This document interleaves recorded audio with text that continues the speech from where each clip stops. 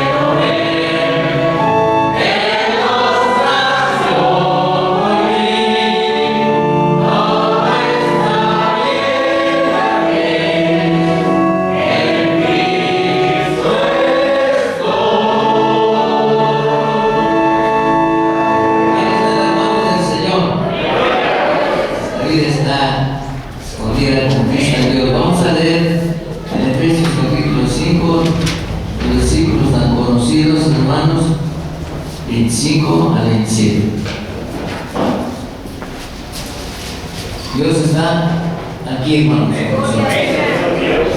Gloria a su nombre. Unidos. Maridos, amad a nuestras mujeres, así como Cristo amó a la iglesia y se entregó a sí mismo por ella, para santificarla, habiéndola purificado del lavamiento del agua por la palabra, a fin de presentarse a sí mismo una iglesia gloriosa, que no tuviese mancha ni arruga, ni cosa semejante, sino que fuese santa y sin mancha. Amén. Gloria a Dios. Bueno, leamos también la primera epístola de San Juan, capítulo 3, del versículo 1 al 13. Aleluya.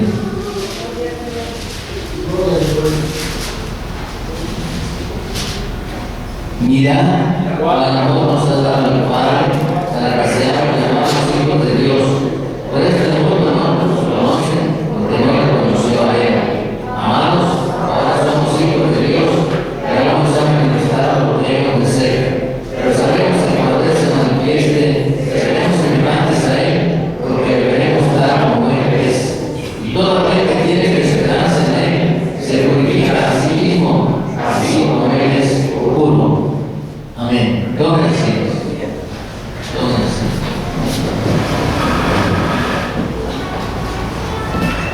El Señor quiere que tratemos de su palabra, el que embellece a su iglesia por el lavamiento de su palabra. Gloria a Dios. Fíjense, hermanos, que este tema es edificador porque la palabra limpio, como vimos en 1 Juan 3, sinónimo de puro, limpio, que no tiene mancha, ¿verdad? No está sucio. Es sinónimo de la santidad de Dios, porque Él es purísimo, perfecto. Gloria a su nombre. Y cuando estamos pensando, hermanos, en la palabra sucio, de ahí viene un derivado de contaminación, alguna cosa se ensucia. ¿Por qué? Porque la palabra, el proceso que llama la corrupción, que hoy está de moda en todas partes. Sociedad, un gran porcentaje corrupta, gobiernos corruptos, corrupción se escucha donde quiera. Esa palabra viene de la raíz co, que significa junto, completamente, más rompere, de latín, hermanos, que significa cuando una sustancia pierde su estado original.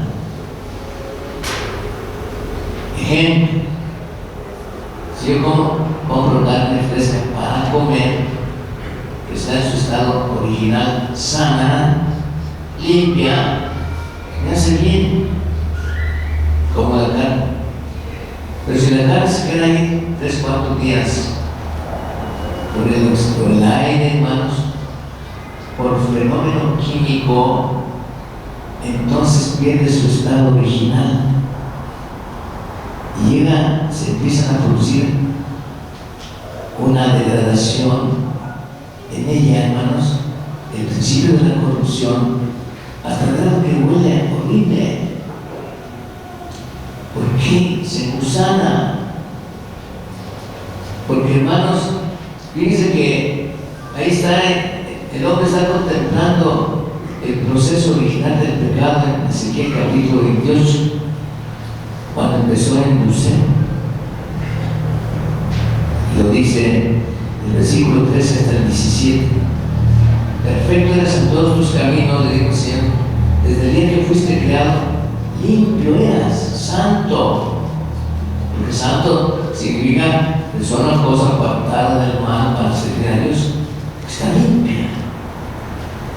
Como Dios es limpio, puro. Y entonces, hermanos, cuando Él concibe, siendo perfecto este gran querube, este ángel superior, jefe de legiones, director de la música, hermano, dice en el versículo 17, se enalteció tu corazón a causa de tu hermosura. Él fue fabricante de la primera vanidad, se le subió a la mente, se enalteció, dice, se corrompió tu sabiduría, tu mente corrompió, perdió su estado original, se ensució a causa de tu esplendor. Y termina el versículo 19 diciendo el Señor cuando lo arroja al Seol, al abismo profundo, esa zona donde está el infierno. Y le digo, dice el verso 19, espanto serás, feo serás, y para siempre dejarás de ser. Satanás, por eso es el antitético de Dios, lo antitético de lo santo, lo sucio, lo que se corrompe, lo que huele mal. Y fíjense, hermanos, que cuando estamos pensando en la belleza del Señor, está aquí el cuadro, lo que está haciendo contigo y conmigo. En la unidad del Espíritu Santo y del Padre, el proceso del plan divino, hermanos, es que todos, dice Efesios 4:13-16, lleguemos a la estatura de la fe, a la medida de la plenitud del hombre perfecto, el Señor Jesucristo, y que lo alcanzaremos cuando entremos en su presencia. Gloria a Dios. Y que entonces, en ese proceso que también dice Romanos 8:29, a los que antes conoció, también los predestinó para que fuesen hechos conformes a la imagen de su Hijo. Y nos lleva en ese proceso el Señor. ¿Por qué? Con la autoridad de la Biblia dice, porque esto está, hermanos, amando a la iglesia, la está santificando, también la ha purificado en el lavamiento, la está limpiando por el agua, que es un símbolo de la palabra de Dios, por la palabra. Aleluya. Y presenta aquí la figura, hermanos, de los sacerdotes, cómo ministraban en el libro del Éxodo, capítulo 30, y que, hermanos, nos está enseñando cómo Aarón y los sacerdotes, bueno, ya les he diseñado 5 ganchos del tabernáculo, donde se armaba en el desierto, se era nube, la presencia del Señor. Afuera se armaba el altar de bronce, que siempre se encendía con lumbre que Dios había encendido en el capítulo 9 de Levíticos. En la primera ofrenda cayó fuera del cielo y nunca se debía apagar ese fuego. En los incensarios de los sacerdotes, cuando iban en las jornadas, ahí iban brasas, fuego. Y de ese mismo fuego tenía que seguirse prendiendo el altar de bronce donde se ofrecían los holocaustos. Se mataba el cordero por un pecado de un alma o por los pecados del pueblo, y entonces una parte de la carne se ponía ahí, otra parte era para que comieran los sacerdotes, y la sangre también, y ahí se quemaba, representando la cruz del Calvario en el futuro. Y luego la entrada al lugar santo, y después y luego el lugar santísimo. Para poder entrar los sacerdotes a ministrar el lugar santo, donde tenían que poner aceite en las 7 lámparas de la menorá, tipo de la perfección de Dios, la divina Trinidad. El candelabro de oro daba luz al lugar santo. Del lado derecho, en la mesa de las panes de la proposición, 12 piezas de panes y levadura que comían los sacerdotes nada más, y que representaban el cuerpo perfecto del Señor en la cruz. Aleluya, sin pecado. Y hermanos, entonces, para poder entrar ahí, aquí a la entrada, donde está el dibujo que se hace en los diccionarios, hermanos, estaba antes de entrar un círculo de bronce, un lavacro, el lavacro, en donde había agua pura. Y el sacerdote, para poder ministrar adentro, está diciendo aquí en el libro del Éxodo que si no se lavaba, moriría, caería muerto. Y que, hermanos, el capítulo número 30, ¿verdad?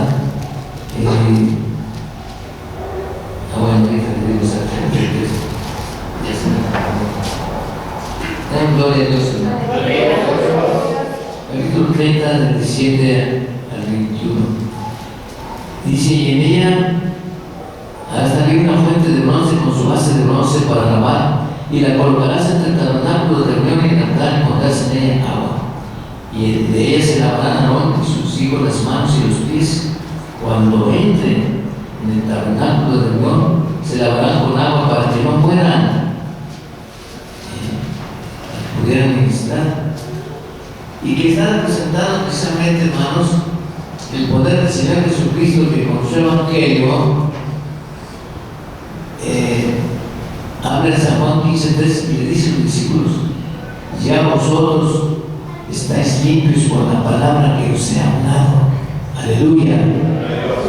La palabra de Dios es santa, cuando la aplica el Señor al alma del pecador, tiene poder de limpiar, tiene poder de purificar. Y claro que la palabra de Dios son sus promesas, y ahí está, hermanos, unida al sacrificio del Señor Jesucristo. Pero la fe viene por oír, Romanos 17, y el oír por la palabra de Dios. Con la palabra de Dios, las verdades divinas se aplican al alma. Y la sangre de Jesucristo, que es una promesa del Señor, nos limpia de todo pecado, pero la palabra es purificadora. De gloria a Dios, hermano. Y que entonces, hermanos, dicen que aquí, para que se den cuenta, belleza, hermanos, hermosura o propiedad de algo o de alguien que hace que nos guste por la armonía de su forma, de su color o sonido, o por su naturaleza, viene de la lengua indoeuropea, que significa bonito, y de latín también significa bueno, lo que tiene valor espiritual y moral. Y que belleza entonces es la armonía espiritual o física que inspira admiración y placer. La persona bella que tiene belleza, gloria a Dios. Y es cuando, hermanos, después vamos a cantar ese coro que dice: la belleza de Cristo, ¿qué más dice esa cosa? Que pone, ¿qué más? Grandeza y pureza pobreza yo quiero sí. Oh divino Jesús, que llena mi ser. Y que puedan, ¿qué más? Tu belleza. Aleluya. La belleza de Cristo que mora en mí. Fíjese, porque Satanás, el padre de la fealdad, hermanos, lo feo significa lo que desagrada a la vista, que carece de belleza, viene del latín fodos, que significa deforme, sucio, cruel, infame, criminal. Todo significa feo, porque Satanás es el padre de la fealdad. Y el Señor Jesucristo es el Rey de la belleza. Así que entonces, hermanos, cuando estamos pensando entonces, hermanos, ¿qué produce la fealdad? La fealdad produce espanto, horror, terror, susto, miedo, tribulación, produce tristeza, pesadumbre,